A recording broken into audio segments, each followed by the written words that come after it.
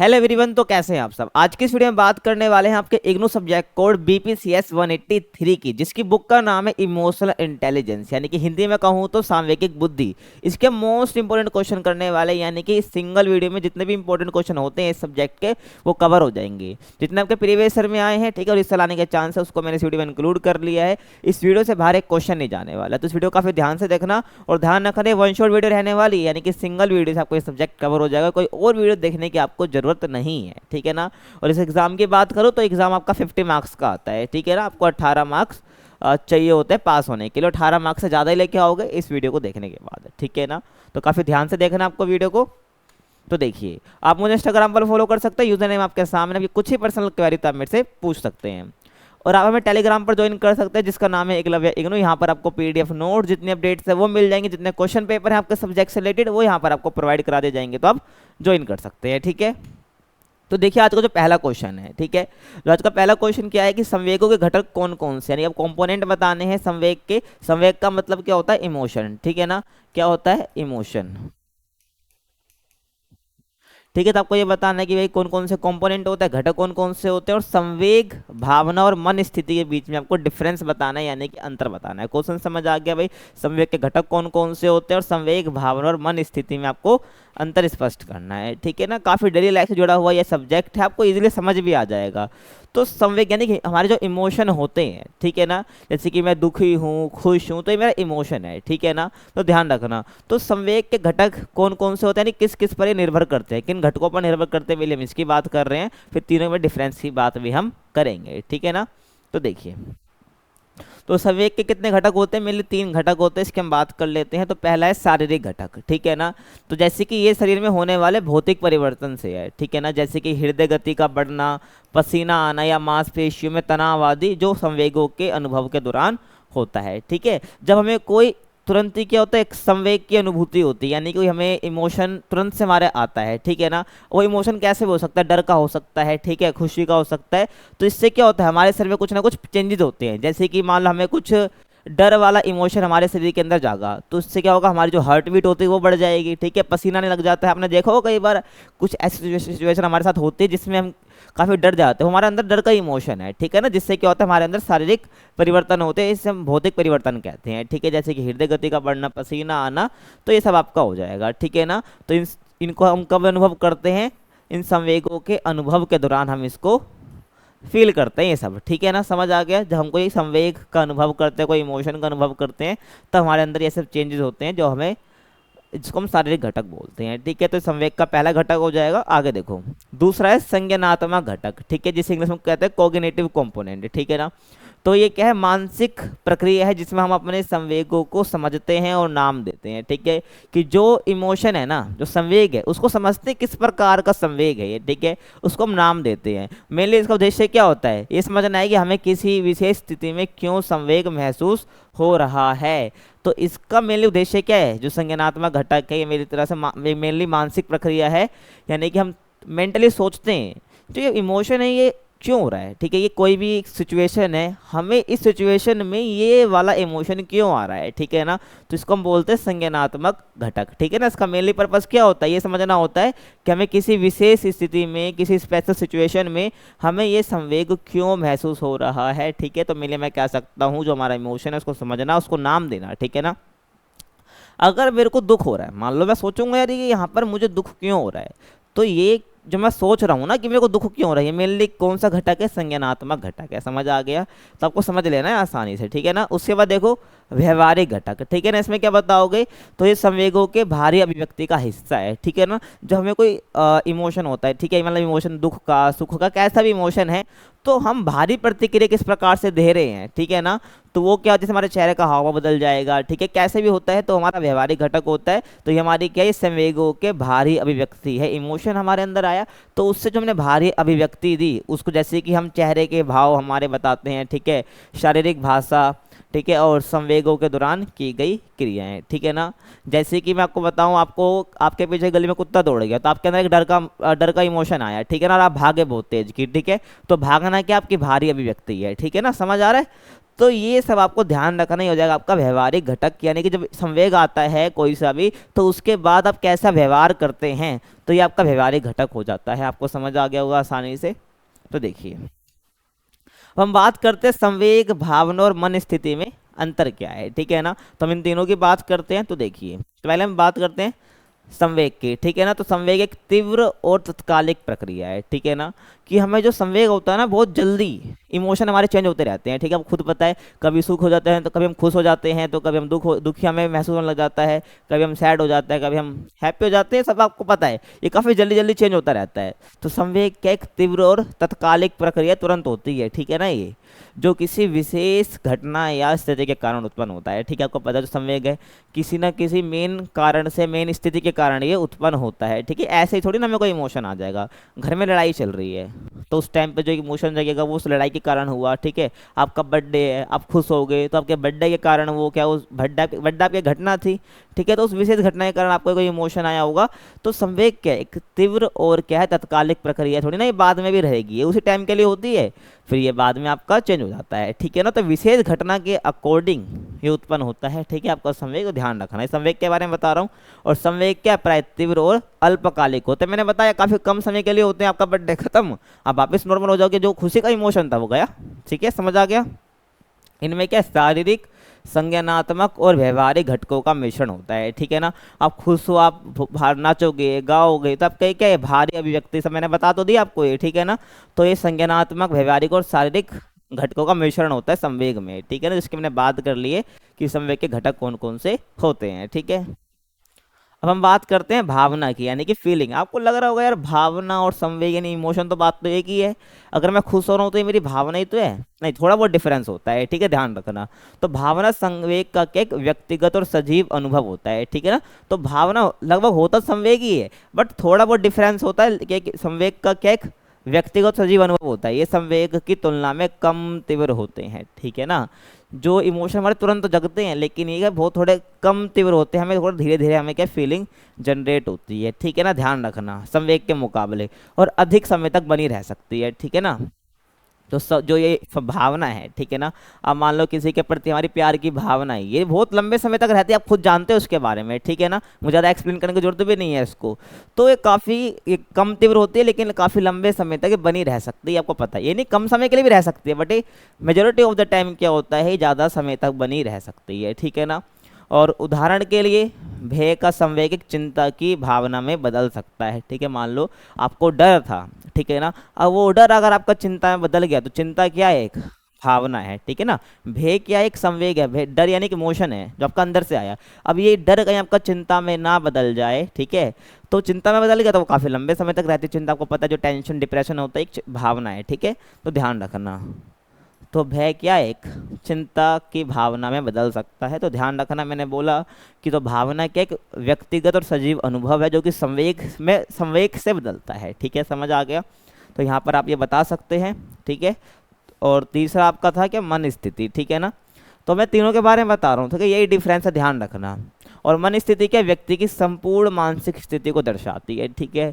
जो मन स्थिति आपको पता है, मेंटल स्टेट, आप किस मेंटल स्टेट में हो, तो मानसिक व्यक्ति की पूरी जो मानसिक स्थिति क्या है, संपूर्ण मानव जो मानसिक स्थिति है उसको दिखाता है, जिनमें क्या उनके विचार आ जाएंगे, ठीक है, भावनाएं आ जाएंगी और संवेग शामिल होते हैं, ठीक है, जिसमें उनके विचार, भावनाएं, संवेग शामिल होते हैं, ठीक है। आप कैसे आपके विचार हैं, ठीक है, आपके कैसे फीलिंग्स हैं, कैसा आपका इमोशन है, सब आपके मन में जो है ये सब इसमें शामिल होता है, ठीक है, मानसिक स्थिति में।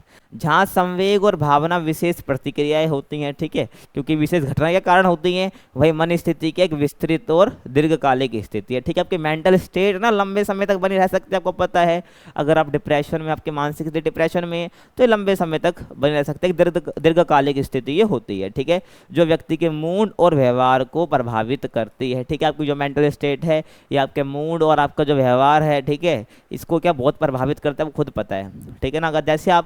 अगर आपका मन काफ़ी, आप टेंशन में हो, डिप्रेस्ड हो, ठीक है, आपकी मानसिक स्थिति है ये, तो आपका मूड और आपका व्यवहार भी दूसरे के प्रति ऐसा ही होगा, ठीक है, ध्यान रखना। तो मन स्थिति आपको समझ आ गया होगा, ठीक है। तो मेंटल स्टेट क्या आपकी पूरी मानसिक प्रक्रिया है, जिसमें विचार, भावना, व्यवहार आपका कैसा है, सब इसमें इंक्लूड हो जाता है, ठीक है। संवेग, भावना, ये हमारी क्या है, ये विशेष प्रतिक्रियाएं होती हैं, ठीक है ना, ये जो कि हमारी किसी घटना के कारण उत्पन्न होती है, ठीक है, संवेग से भावना में बदलता है, और इसमें मिश्रण हम कह सकते हो तो आपकी मन स्थिति इसमें आ जाती है, ठीक है। तो ये आपको समझ आ गया होगा पूरा क्या है। तो हमारा फर्स्ट क्वेश्चन तो यहाँ पर हो जाता है, ठीक है। तो अगला क्वेश्चन क्या है हमारा, काफ़ी इंपॉर्टेंट क्वेश्चन मैं इसको कहूँगा, ये क्वेश्चन आपका हर बार आता है, ठीक है ना, तो इस पर डबल मार्क कर सकते हो, ठीक है आप। तो काफ़ी इंपॉर्टेंट क्वेश्चन है ये, ध्यान रखना। तो क्वेश्चन क्या है उसके हम बात कर लेते हैं कि सांवेगिक बुद्धि के योग्यता मॉडल की व्याख्या कीजिए, ठीक है ना। तो आपको ये बताना जो सांवेगिक बुद्धि है यानी कि जो इमोशनल इंटेलिजेंस है यानी कि ईआई, ठीक है ना, यानी कि जो इमोशनल इंटेलिजेंस है इसके योग्यता मॉडल की व्याख्या कीजिए, ठीक है ना। तो देखिए, तो सांवेगिक बुद्धि के जो योग्यता मॉडल को क्या है, हाँ मेयर, ठीक है, सलोवी और कर्सो द्वारा क्या प्रस्तुत किया गया, ठीक है। इनके नाम आपको पढ़ लेने हैं, ठीक है, काफ़ी, क्योंकि ये सब भारी नाम है, ठीक है ना, इंडियन नाम थोड़ी होते हैं ऐसे, ये भारी नाम है तो आपको पढ़ने में कठिनाई आ सकती है। तो मेयर, ठीक है, और सलोवे और करसो, ठीक है, करूसो, ध्यान रखना। तो इनके द्वारा के योग्यता मॉडल को प्रस्तुत किया गया है, ठीक है। सांवेगिक बुद्धि का जो योग्यता मॉडल है इन्होंने ही दिया है, ठीक है ना, ध्यान रखना। और इस मॉडल के अनुसार क्या होता है, देखो सांवेगिक बुद्धि में 4 प्रमुख योग्यता होती हैं, ठीक है ना। योग्यता मॉडल की हम बात कर रहे हैं तो इस मॉडल जो योग्यता मॉडल है तो सांवेगिक बुद्धि के 4 प्रमुख योग्यता इसमें होती हैं, ठीक है। तो इसमें 4 योग्यता की बात की गई है, ठीक है, जो कि क्या इमोशनल इंटेलिजेंस से जुड़ी हुई है, ठीक है, समझ आ गया। जो कि क्या व्यक्ति को अपनी और दूसरों की भावनाओं को समझने, व्यक्त करने, नियंत्रित करने और उपयोग करने की क्षमता प्रदान करती है, ठीक है ना। और ये 4 मुख्य घटक निम्नलिखित हैं। क्या बोला मैंने, जो योग्यता मॉडल है ये 4 योग्यता प्रस्तुत करता है, ठीक है, सांवेगिक बुद्धि की, जो कि व्यक्ति को अपने और दूसरों की भावनाओं को समझने, ठीक है, और उसको व्यक्त करने में, और जो भावना है, जो फीलिंग है, उसको नियंत्रित करने में काफ़ी उपयोग या मदद करता है, क्षमता प्रदान करता है कि व्यक्ति को, ध्यान रखना। तो ये योग्यता कौन कौन सी हैं इनके हम बात करने वाले हैं। तो आई होप आपको यहाँ तक समझ आ गया होगा। तो देखिए आगे, तो पहला है संवेगों को पहचानना, ठीक है ना, यहाँ पर आपको दिख रहा होगा संवेगों को पहचानना, तो आपके बुक में सांवेगिक मिलेगा, ठीक है ना। तो यहाँ पर संवेगों भी सही है, अगर आप संवेग भी लिख दोगे तो भी कोई दिक्कत नहीं है, ठीक है ना। संवेग भी लिख दोगे, संवेगों को पहचाना तो भी कोई दिक्कत नहीं है, ठीक है ना, आपका जैसा मूड वैसा आप लिख सकते हो। तो संवेगों को पहचानना, ठीक है ना, तो ये पहली योग्यता है, ठीक है ना, पहला घटक हम कह सकते हैं कि भाई संवेगों को पहचानना, ठीक है ना। योग्यता मॉडल में ये बताया गया है कि जो आपका इमोशन अगर उसको पहचान पा रहे हो तो ये आपकी योग्यता है पहले, ठीक है, जो कि योग्यता मॉडल में बताया गया है। तो देखो, तो ये क्षमता क्या व्यक्ति को अपनी और दूसरों की भावनाओं को पहचानने, उनकी विशेषताओं को समझने, ठीक है ना, और उनको सही रूप से व्यक्त करने में सक्षम बनाता है, ठीक है ना। तो इसमें एक तो खुद की और एक दूसरों की भावनाओं को समझने में, ठीक है, और उनको सही रूप से, भाई भावना है, ठीक है ना, उसको व्यक्त भी तो करना है, तो उसको व्यक्त करने में क्षमता प्रदान करता है, सक्षम बनाता है, ठीक है ना। ये वाली योग्यता अगर किसी व्यक्ति के पास है कि वो खुद की भावनाओं को पहचान पाता है, ठीक है, भावना कहाँ से बनी, संवेग से बनी है, ठीक है, ध्यान रखना। तो मैं संवेग बोलूँ, भावना बोलूँ, एक ही बात है, ठीक है ना। और यहाँ पर मेनली हम भावना की बात कर रहे हैं, ठीक है ना, फीलिंग्स की बात कर रहे हैं। तो एक जो व्यक्ति है वो खुद की भावनाओं को पहचान पा रहा है, दूसरों की भावनाओं को पहचान पा रहा है, ठीक है, तो उसकी पहली योग्यता ये हो जाएगी, जो कि क्या है, उसको ये सक्षम बनाता है, पहली जो ये योग्यता है, ठीक है ना, समझ आ गया। तो पहले में आपको ये लिखना है, उसके बाद संवेगों का प्रयोग, ठीक है ना, यूजिंग इमोशन।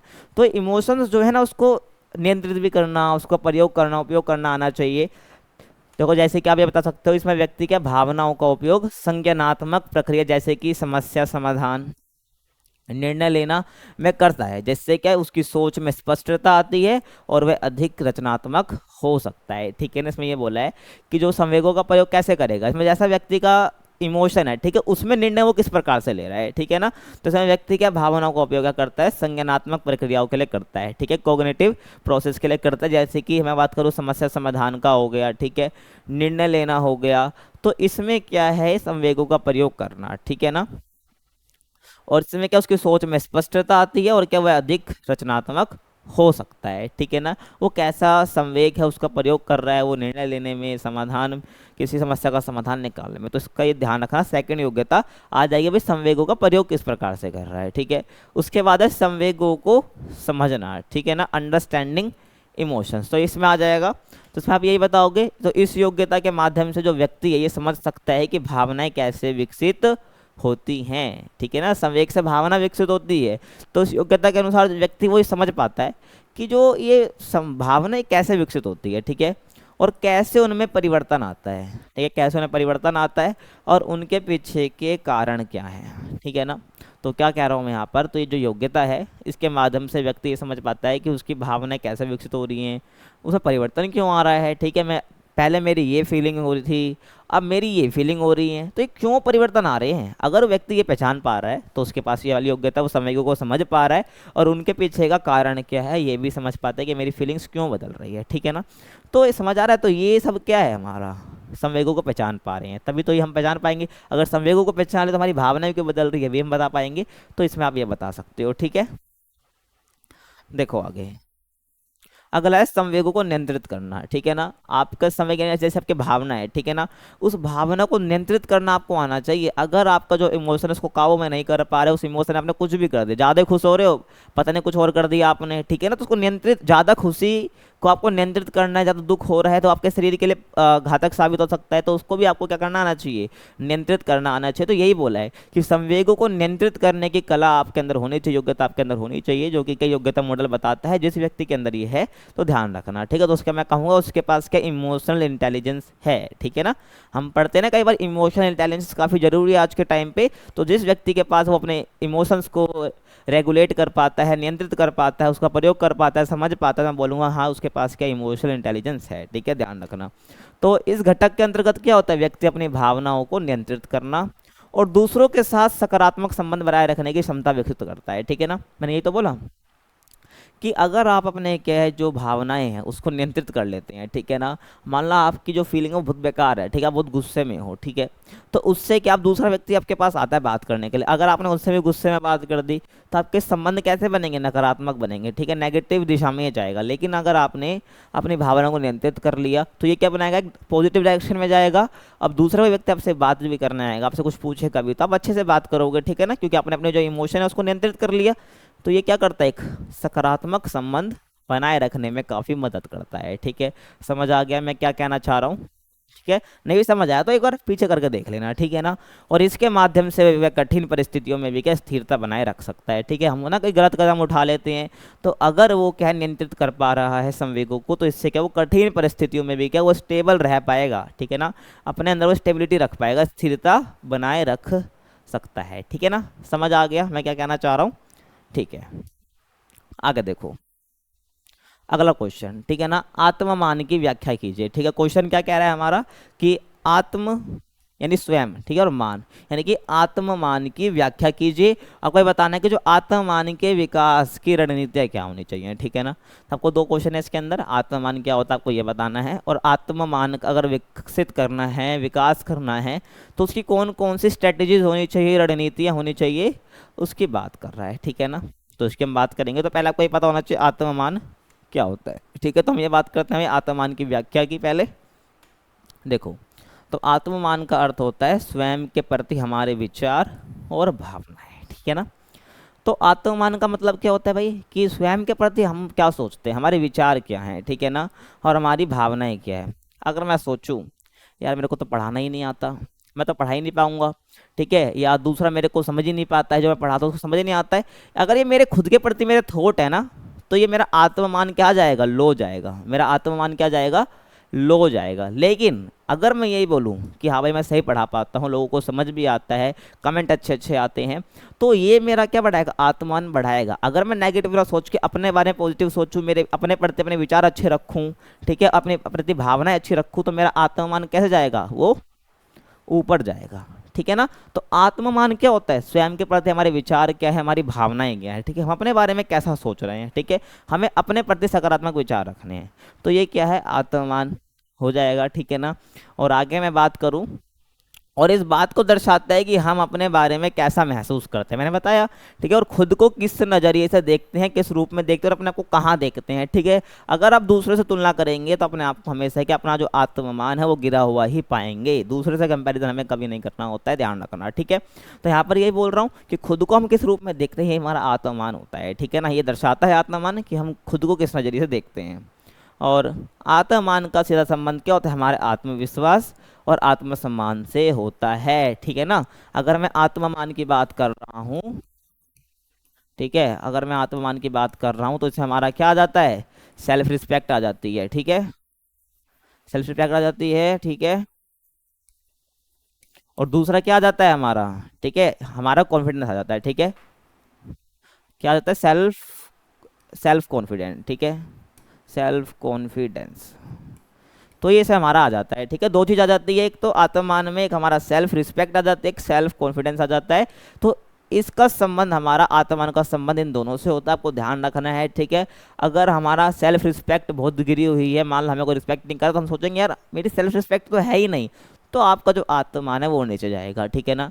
अगर आप खुद पर अपना क्या कॉन्फिडेंस नहीं है, आप खुद कॉन्फिडेंट नहीं हो अपने ऊपर, ठीक है ना, तो आपका जो यहाँ पर आत्ममान है वो नीचे जाएगा, ठीक है ना। ध्यान रखना, मतलब खुद अपने आपको गिरा हुआ पाओगे। यानी कि मैं कहूँ तो अगर आपका आत्ममान ठीक रखना है आपको, तो क्या खुद की रिस्पेक्ट आपको खुद करनी है, ठीक है, दूसरा कुछ भी कहे, और खुद आपका क्या कॉन्फिडेंस रहना है, कॉन्फिडेंट रहना है, ध्यान रखना, ठीक है ना। क्योंकि आत्ममान का सीधा संबंध हमारा आत्मसम्मान से होता है और आत्मविश्वास से होता है, ठीक है। कोई दिक्कत यहाँ तक समझ आ गया होगा, ठीक है ना। आगे देखो, और जिन लोगों का आत्ममान उच्च होता है वो खुद को सकारात्मक और सक्षम मानते हैं, ठीक है ना। मैंने बोला ना, जो अपने आप, जिनका आत्ममान उच्च होता है, यानी कि जो जो हमें देख के लगता है जिनका आत्ममान उच्च है, ठीक है ना, यानी वो जिसके स्वयं के प्रति अपने अच्छे विचार हैं, उसकी भावना, वो खुद अच्छा सोचता है, तो खुद को क्या पाता है, सकारात्मक पाता है, ठीक है। जिसका आत्ममान उच्च होता है, ठीक है, हाई होता है, वो अपने आप को सकारात्मक और सक्षम मानते हैं, ठीक है ना, मतलब कि पॉजिटिव रहते हैं और अपने आप को कैपेबल मानते हैं हर चीज के लिए, ठीक है, समझ आ गया। आगे देखिए, जबकि कम आत्ममान वाले, ठीक है, कत्म नहीं कम, ठीक है ना, कम आत्ममान वाले लोग जो हैं अक्सर खुद के बारे में नकारात्मक सोचते हैं और आत्मविश्वास की कमी महसूस करते हैं, ठीक है। आपने बहुत लोगों को देखा होगा यार, यार उस एग्जाम में तो इतने लोग बैठ रहे हैं, कितने 60-60 लाख लोग बैठ रहे हैं, मेरा तो होना ही नहीं है। अरे भाई पहले तैयारी तो कर, दे तो ले अपना 100% दे, फिर तैयारी कर, तब ना हो तो हाँ कह सकते हैं यार 60 लाख लोग थे इसलिए मेरा नहीं हुआ।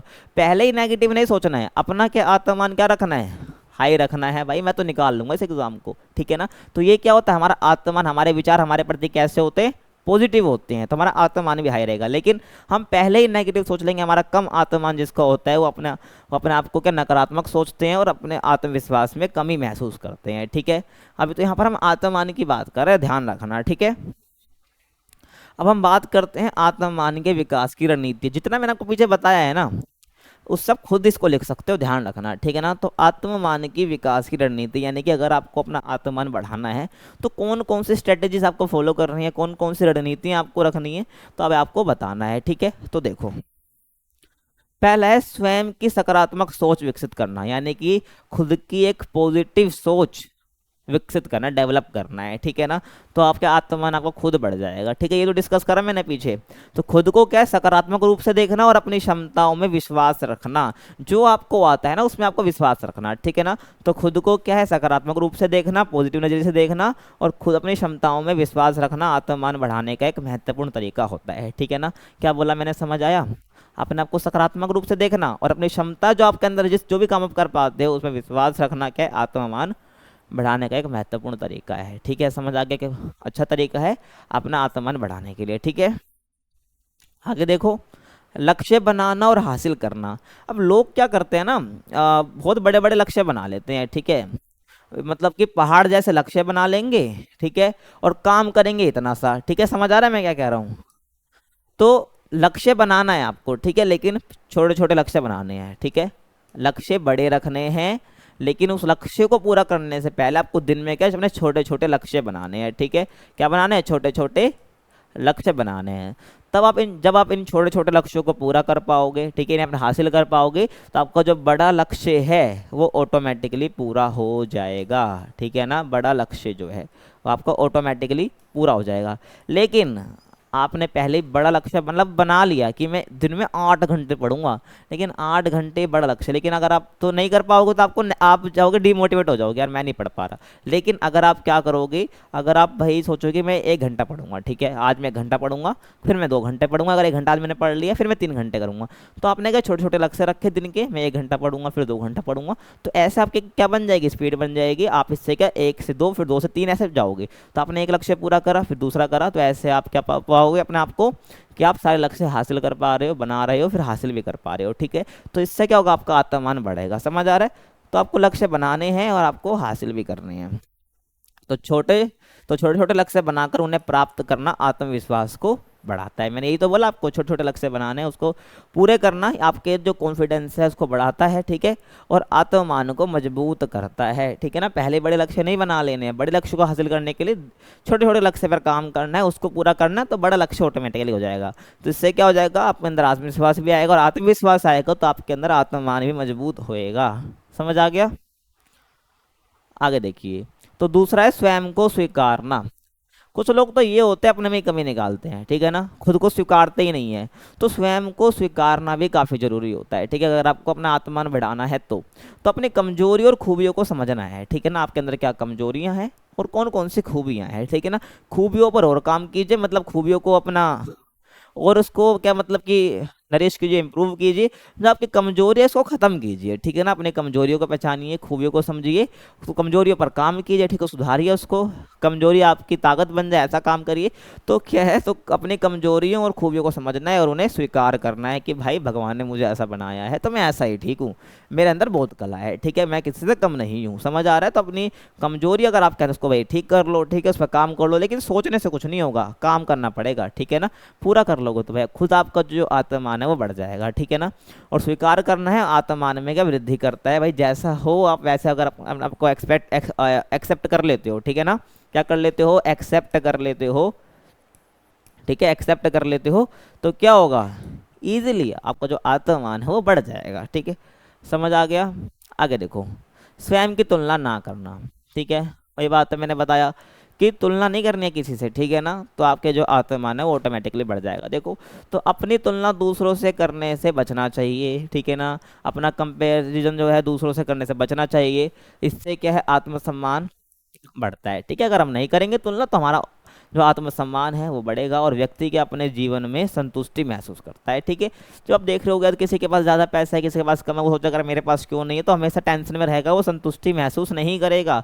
लेकिन दूसरों से तुलना करना बंद कर दोगे तो क्या होगा, आप संतुष्ट रहोगे जीवन में और आपका आत्मसम्मान ही बना रहेगा, ठीक है ना।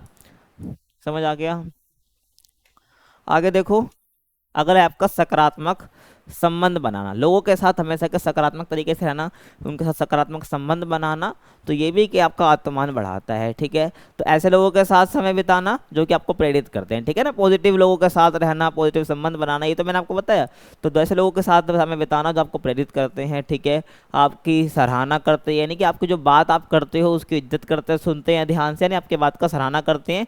तो ये सब क्या आपके आत्ममान को बढ़ाने में सहायक है, ठीक है। आप कहीं जा रहे हो, आपने 10 कुछ बातें बोली, वो दूसरा बंदा बोल रहा है अरे क्या बोल रहा है ये, तो इससे आपको जो आत्ममान है वो गिरेगा। तो वो लोग कैसे होते हैं, वो गधे लोग होते हैं, नेगेटिव लोग होते हैं। तो उनसे दूर बच के आपको क्या करना है, आपको पॉजिटिव लोगों के पास जाना है जो आपकी बातों की इज्जत करते हो, आपकी बातों को सराहते हो।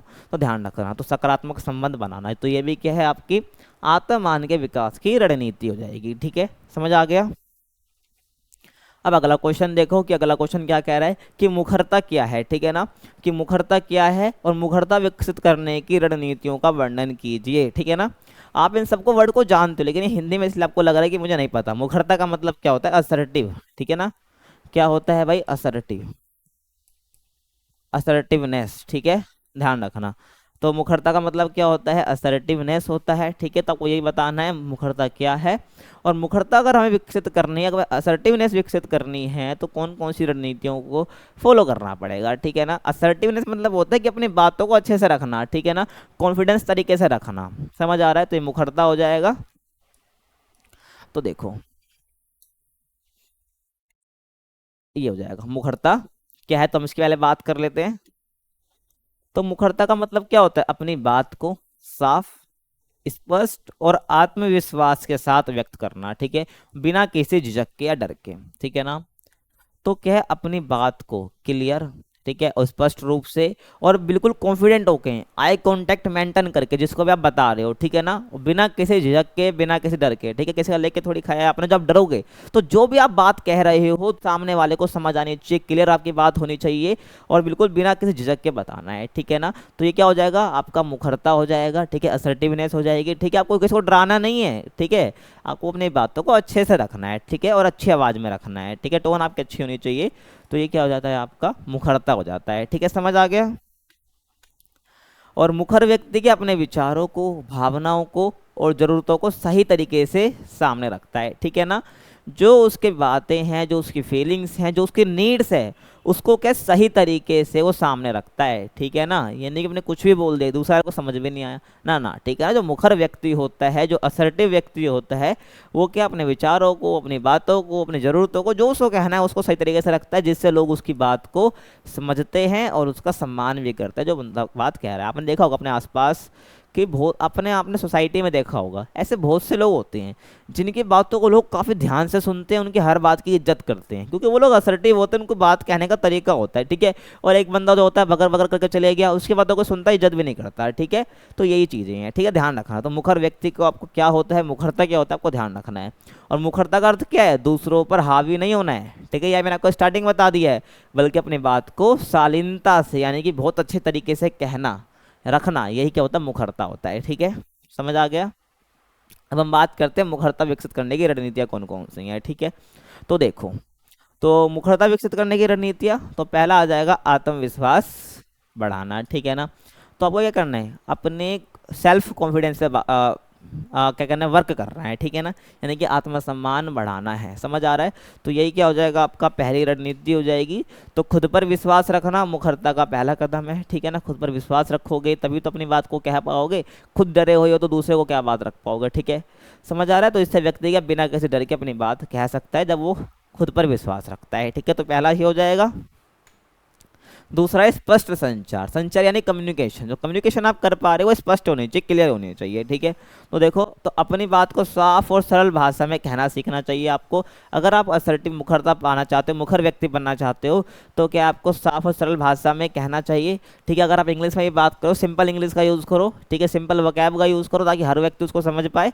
तब क्या करना है, अपनी बात को साफ और सरल भाषा में कहना सीखना आना चाहिए, ठीक है ना। और अस्पष्टता से बचना चाहिए, मतलब कि कुछ भी कह रहे हो बंदे को समझ नहीं आती, क्या अस्पष्ट बातें हैं, और कुछ भी कह रहे हो तो लाइन से कहना है, यानी कि सिलसिलेवार तरीके से कहना है। ये नहीं कि पहले आपने कुछ बोल दिया फिर आप कुछ बोल रहे हो, तो नहीं, तो ये अस्पष्टता है, ठीक है ना। तो इसे बचना चाहिए ताकि सामने वाला आपकी बात समझ सके। तो ये क्या है, अगर आप अच्छे से फॉलो करते हो इस चीज़ों को, तो आप एक मुखर व्यक्ति बन पाओगे, समझ आ रहा है। देखिए, ठीक है, आगे आपका आ जाएगा नेत्र संपर्क। मैंने आपको स्टार्टिंग में बता दिया, अगर क्या है आपको मुखर व्यक्ति बनना है, जब मुखर व्यक्ति होता भी है वो क्या करता है, अपनी बातों को दूसरे की आंखों में डाल के बोलेगा, ठीक है। अगर उसको कुछ बात करनी है, डराना नहीं है उसको, मतलब जो भी आप बात कर रहे हो ऐसे झुक के ना करना, ऐसे ना देख के करना, ऐसे देख के ना करना, आपको बिल्कुल आंखों के सामने रखना। अब मान लो मैं आपको पढ़ा रहा हूँ, ठीक है, अगर मैं क्या कर रहा हूँ, उधर देख के पढ़ा रहा हूँ या मैं उधर देख के पढ़ा रहा हूँ, तो आपको समझ भी नहीं आएगा, बोलोगे ये क्या पढ़ा रहा है। तो आपको क्या करना है, मैं आपको कैमरे के सामने देख रहा हूँ ताकि आपको समझ भी आ रहा है, ठीक है ना। तो मैं क्या आई कांटेक्ट पूरा बना रहा हूँ, तो आपको भी अगर मुखर व्यक्ति बनना है तो आपको क्या करना है, आई कांटेक्ट बनाना है, ठीक है। तो एक मुखरता के लिए, मुखर के लिए नेत्र संपर्क बहुत जरूरी हो जाता है, ठीक है। तो देखिए, तो बात करते समय क्या सामने वाले से नेत्र संपर्क बनाए रखना मुखरता को दर्शाता है, ठीक है। तो बात करते समय क्या है, सामने वाले से हम नेत्र संपर्क रख पा रहे हैं, तो ये किसको दर्शाता है, मुखरता को दर्शाता है, ठीक है, ध्यान रखना। और आत्मविश्वास बढ़ाता है, ठीक है ना।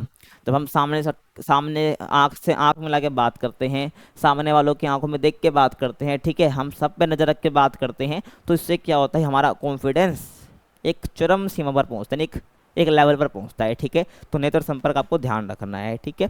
तो अगला क्या बताओगे, ना कहना सीखे। जरूरी नहीं कि आप हर चीज़ में हाँ बोलो, ठीक है ना। जो आपके बस की बात नहीं, बस की बात नहीं का मतलब है जो आपकी लिमिटेशन से बाहर है, ठीक है ना। तो जो आपको नहीं कर सकता उसको ना कहना सीखे, ठीक है, उसको हाँ नहीं कहना है, फिर वो नहीं कर पाओगे तो आप डिमोटिवेट होगे, आपके अंदर कॉन्फिडेंस की कमी आ जाएगी। तो ना कहना सीखना है आपको, ठीक है। तो इसमें आप क्या बताओगे, देखो, तो अपने विचार और ज़रूरतों को ध्यान में रखते हुए, अपने विचार को, अपने थॉट्स को, अपनी ज़रूरतों को ध्यान में रखते हुए बिना झिझक के ना कहना सीखे। ठीक है, तो ये भी क्या मुखरता का हिस्सा होता है। ये नहीं कि ना कह दिए तो यार हम, कोई हमारे बारे में क्या सोचेगा, नहीं। ठीक है ना कहना आपको सीखना आना चाहिए।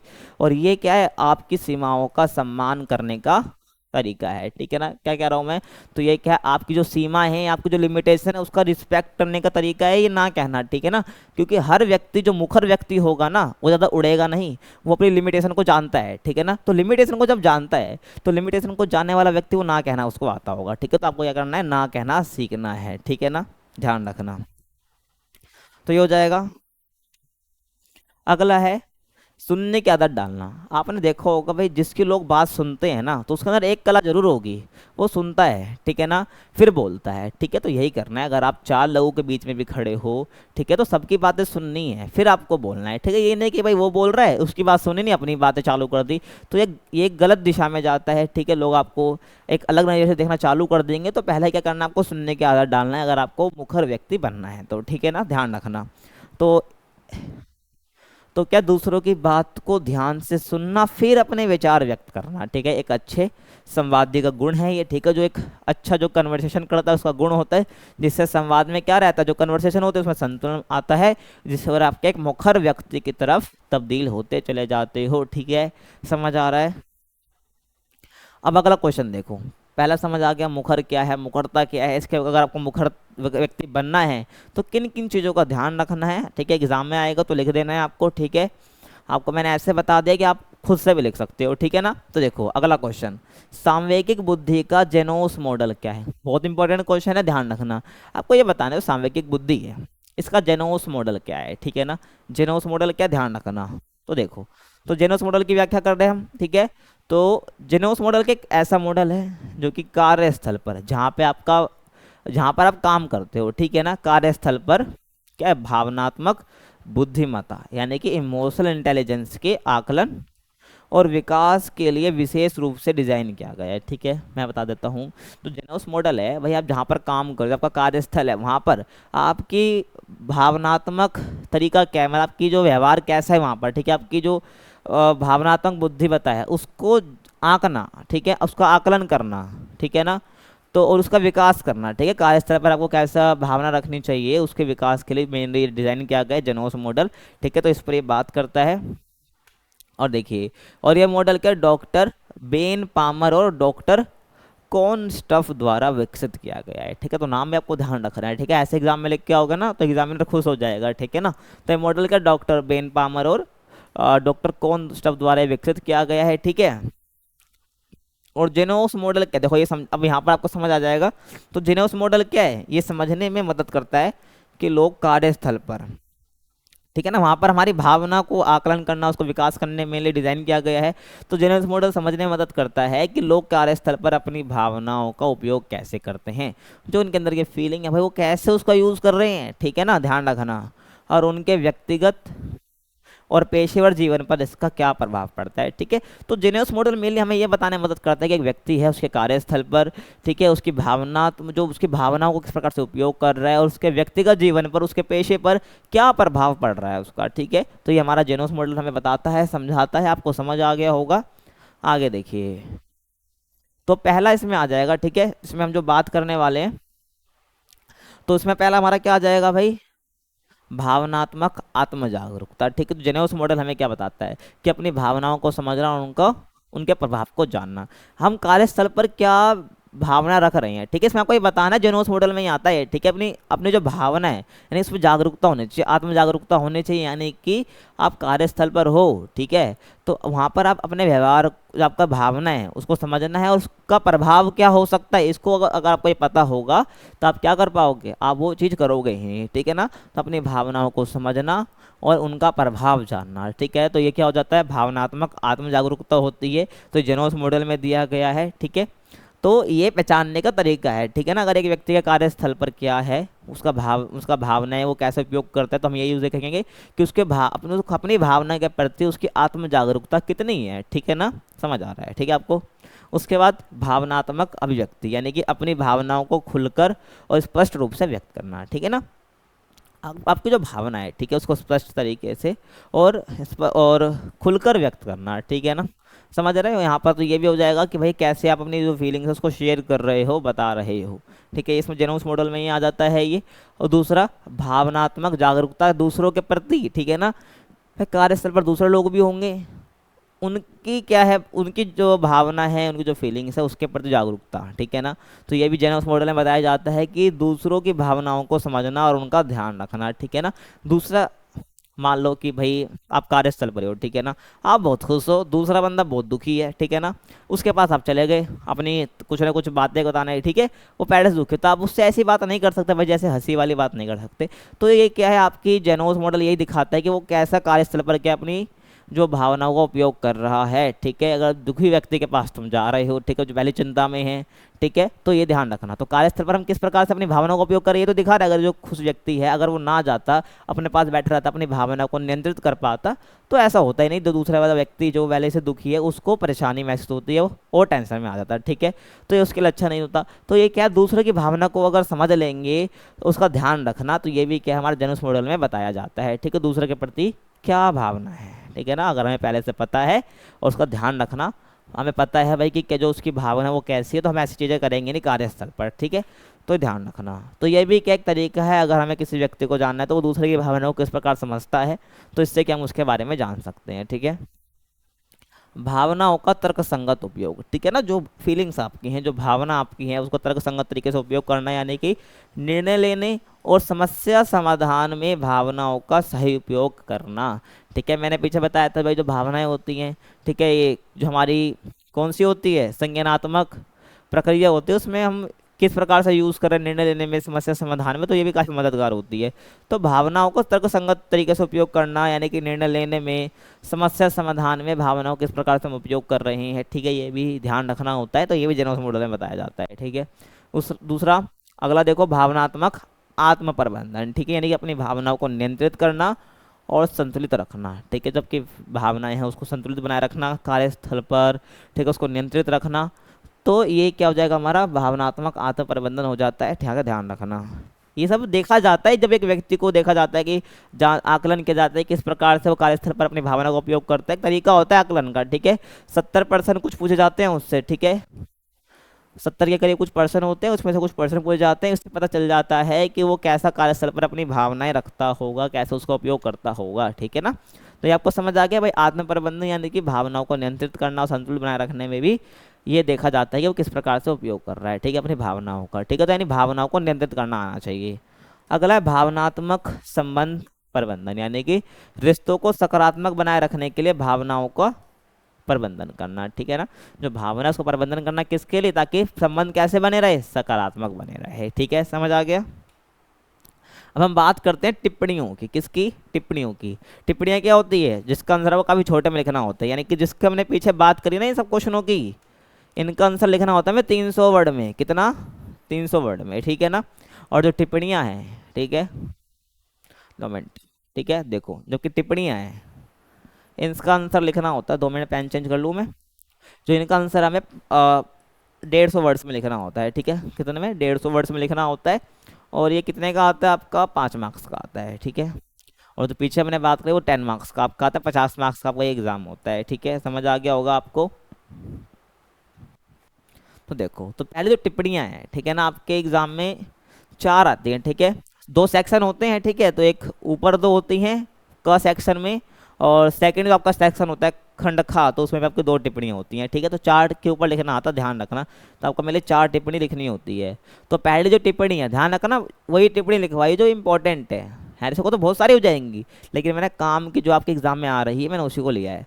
तो बुद्धि और सांवेगिक बुद्धि के बीच संबंध, एक होती है आपकी इंटेलिजेंस यानी कि सिर्फ बुद्धि, एक होती है आपकी इमोशनल इंटेलिजेंस यानी कि सांवेगिक बुद्धि।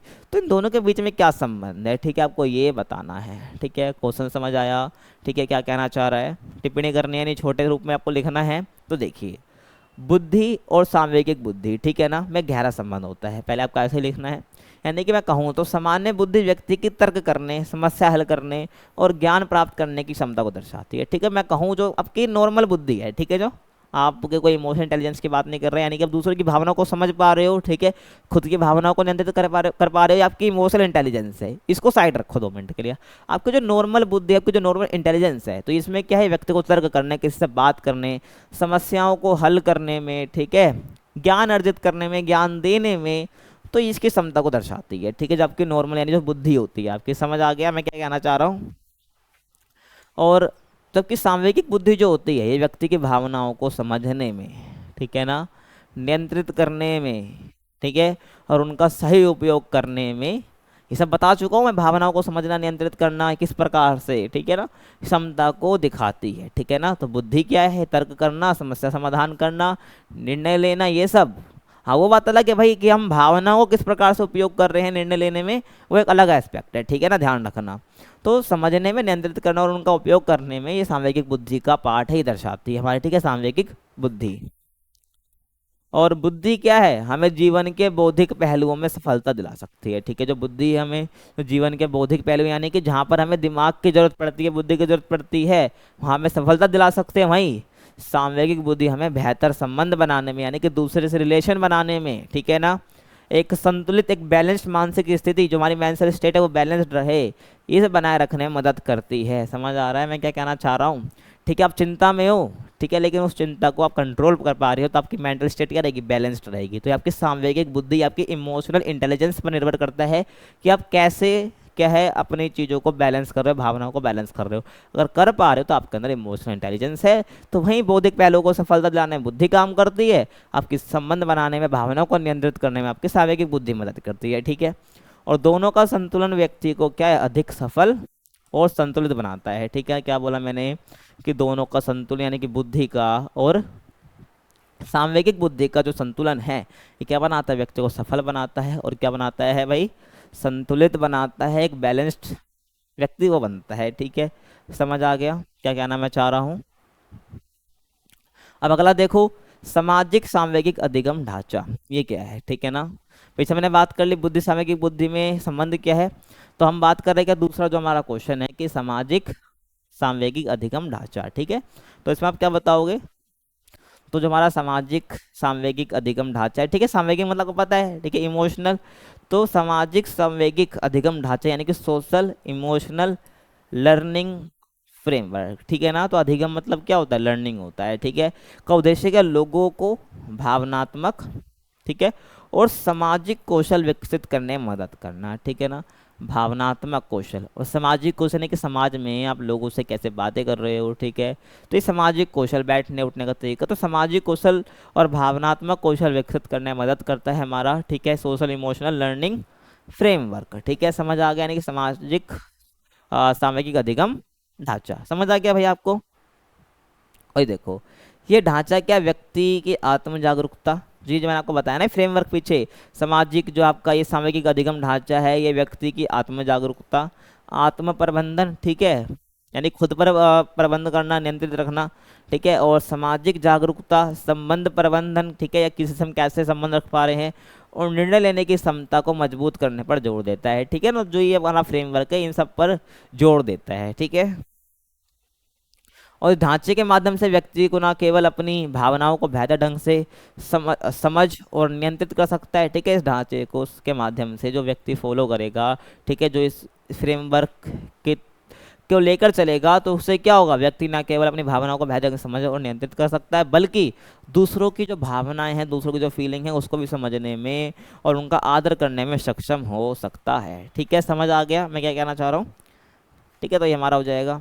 और दूसरा, और यह अधिगम बच्चों और युवाओं में भावनात्मक स्वास्थ्य, ठीक है, यानी कि हम भावनात्मक स्वास्थ्य क्या होता है, हम फीलिंग को जो है भावना को कंट्रोल कर पा रहे हैं, नियंत्रित कर पा रहे हैं, ठीक है, समझ पा रहे हैं, तो हमारा क्या होता है, भावनात्मक स्वास्थ्य होता है, ठीक है। और सामाजिक कौशल को बढ़ावा देता है, यानी कि समाज में किस प्रकार से रह रहे हैं, इसको बढ़ावा देता है बच्चों में भी, युवाओं में भी, जिससे वे अधिक संतुलित और सफल जीवन जी पाते हैं, ठीक है ना। अनबैलेंस जीवन ही संतुलित जीवन जी पाते हैं, ठीक है, बैलेंस जीवन, बैलेंस लाइफ जी पाते हैं, एक सक्सेसफुल लाइफ जी पाते हैं, ठीक है। समझ आ गया क्या कहना मैं चाह रहा हूँ। देखो अगला, सांवेगिक बुद्धि में आत्मनियंत्रण अर्थ और महत्व, ठीक है। तो आपको ये बताना है जो सांवेगिक बुद्धि होती है उसमें आत्मनियंत्रण का अर्थ और महत्व क्या है, ठीक है ना। इमोशनल इंटेलिजेंस में आत्मनियंत्रण, ठीक है ना, और महत्व क्या है उसका, देखो। तो सामयिक बुद्धि में आत्मनियंत्रण का अर्थ है अपनी भावनाओं को समझना, उन पर नियंत्रण रखना। आत्मनियंत्रण मतलब क्या होता है? खुद पर नियंत्रण, ठीक है। तो सामयिक बुद्धि का मतलब फीलिंग्स, इमोशंस, तो अपनी भावनाओं को समझना और उन पर नियंत्रण रखना क्या होता है? ये सामयिक बुद्धि पर आत्मनियंत्रण होता है, ठीक है ना, समझ आ गया। और इसका महत्व की हम बात करें तो इसका महत्व जो है इस तथ्य में निहित है कि आत्मनियंत्रण जो है व्यक्ति को आवेश में आकर गलत निर्णय लेने से रोकता है, ठीक है ना। तो इसमें क्या होता है कि इसका महत्व की मैं बात कर रहा हूँ, तो इसमें क्या होता है, जो आत्मनियंत्रण है ये व्यक्ति को आवेश में आकर यानी कि जल्दीबाजी में आकर गलत निर्णय लेने से रोकता है, ठीक है ना। क्योंकि जब हम भावनाओं में बह जाते हैं तो पता नहीं क्या क्या कर देता है, आप खुद जानते हो, ठीक है। तो क्या है, गलत निर्णय लेने से रोकता है हमें, मैं आपको बता दिया, ठीक है, आत्मनियंत्रण। और आत्मनियंत्रण से व्यक्ति के तनावपूर्ण परिस्थितियों में शांत रह पाता है, ठीक है। आपको पता चल जाता है, जब आप खुद पर नियंत्रण रख पाते हो, आत्मनियंत्रण होता है अपनी भावनाओं पर, यानी कि सामयिक बुद्धि पर जो है आत्मनियंत्रण कंसेप्ट हम पढ़ रहे हैं। तो उसमें जो कैसी स्थिति में कैसे रहना है ये हम सीख जाते हैं, हम नियंत्रण रख पाते हैं, यानी कि तनावपूर्ण परिस्थितियों में शांत रह पाता है, ठीक है। जिससे क्या समस्याओं का समाधान जो है अधिक प्रभावी ढंग से कर सकता है, ठीक है। जिससे क्या होता है, जो समस्याएं हैं उसका समाधान वो प्रभावी ढंग से कर सकता है। और ये गुण क्या है, व्यक्तिगत और पेशेवर जीवन में संतुलन बनाए रखने में सहायक होता है, ठीक है। तो जो गुण है, ठीक है भाई, परिस्थितियों में शांत रहना, ठीक है, तो ये क्या होता है, एक जीवन में, पेशेवर जीवन में संतुलन बनाए रखने में सहायक होता है, यानी मददगार होता है और रिश्तों को बेहतर बनाता है, ठीक है। समझ आ रहा है मैं क्या कहना चाह रहा हूँ? तो यहाँ पर आप देखना है, ठीक है, आपको ऐसे। अब अगला देखो, सांवेगिक स्वयं में सांवेगिक जागरूकता, ठीक है। सांवेगिक मतलब इमोशनल, यानी खुद में सांवेगिक जागरूकता का होना, ठीक है ना। तो इजीली आप कर पाओगे, जितना मैंने बताया है ना, एक्सप्लेन करा है, तो उससे इसके ऊपर टिप्पणी आप आसानी से कर पाओगे, ठीक है। तो स्वयं में सांवेगिक जागरूकता का मतलब है अपनी भावनाओं को समझना, उन पर ध्यान देना, ठीक है ना। लगभग सारे देख रहे क्वेश्चन जो मैंने जितने मैंने पढ़ाए हैं वो सब आपस में रिलेटेड है, ठीक है, ध्यान रखना। तो स्वयं में क्या है, सही सांवेगिक जागरूकता का मतलब होता है अपनी भावनाओं को समझना है, ठीक है, और उन पर ध्यान देना है, ठीक है ना। यानी कि हमें खुद के इमोशंस के बारे में जागरूकता होनी चाहिए, वो क्या हो जाएगा, स्वयं में सांवेगिक जागरूकता, ठीक है ना। तो और इसका उद्देश्य क्या होता है, ये जानना कि कब हम खुश, दुखी, गुस्से में या तनाव में हैं। तो उसका उद्देश्य क्या है, ये जानना, अपने इमोशन को जानना कि कब हम खुश हैं, कब हम दुखी हैं, कब हम गुस्से में हैं, कब हम रोने लग जाते हैं, कब हम टेंशन में हैं, तो ये सब। और इस जागरूकता से हमें ये पता चलता है कि हमारी भावनाएं कैसे हमारे निर्णय और कार्यों को प्रभावित कर रही है, ठीक है ना। हम क्या गुस्से में कभी कुछ ऐसा काम कर देते हैं जो करना नहीं चाहिए था, हमें बाद में रियलाइज होता है। तो ये जो जागरूकता होती है स्वयं के प्रति, अगर मुझे पता है कि भाई मैं गुस्से में गलत डिसीजन ले लेता हूँ तो मैं आगे से गुस्से में कोई गलत डिसीजन नहीं लूंगा। तो इसीलिए बोला है कि भाई ये जागरूकता जो है, हमें ये पता चल जाता है इससे कि हमारी भावनाएं कैसे हमारे जो निर्णय हैं, ठीक है, और जो हमारे कार्य हैं उसको प्रभावित करती है। तो ध्यान रखना, तो स्वयं में सांवेगिक जागरूकता काफ़ी इंपॉर्टेंट हो जाती है।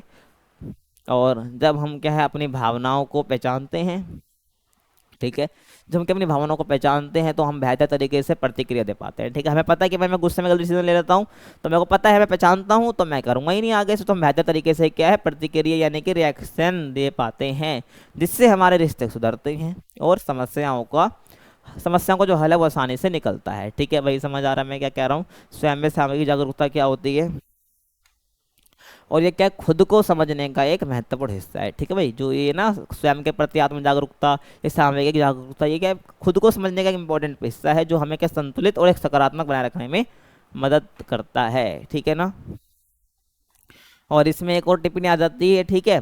तो यहाँ पर तो वीडियो खत्म हो जाती है, तो एक और टिप्पणी बता देता हूँ, बिल्कुल जुड़ी हुई है इससे, ठीक है ना। दूसरी है दूसरों के प्रति क्या, दूसरों के प्रति सांवेगिक जागरूकता, ठीक है, मैं लिख के देता हूँ। तो यहाँ पर ना दूसरों के प्रति सांवेगिक जागरूकता, यानी अब इसका अपोजिट कर दो ना, तो दूसरों के प्रति सांवेगिक जागरूकता का मतलब क्या है कि भाई दूसरों की भावनाओं को समझना, ध्यान रखना, ठीक है ना। तो इसमें आप इसको एक्सप्लेन कर दोगे, ठीक है।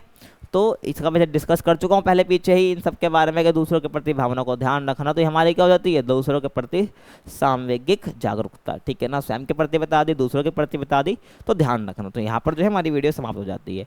और आपको असाइनमेंट का सॉल्यूशन चाहिए, जितने भी सब्जेक्ट हैं आपके, हर सॉल्यूशन आपको यहाँ पर मिल जाएंगे असाइनमेंट के, वह वो कमेंट कर देना। जिसके ऊपर वीडियो चाहिए वो भी कमेंट कर दो, जिसके असाइनमेंट आपको बनवाने हैं वो भी आप कमेंट कर दो, ठीक है ना। और असाइनमेंट मिलेंगे कहाँ पे आपको, यहाँ पर मिलेंगे इस वेबसाइट पर ignofreeassignment.com। कहाँ पर मिलेंगे, वेबसाइट देख लो ignofreeassignment.com। और ध्यान रखना असाइनमेंट क्या है, बिल्कुल फ्री है।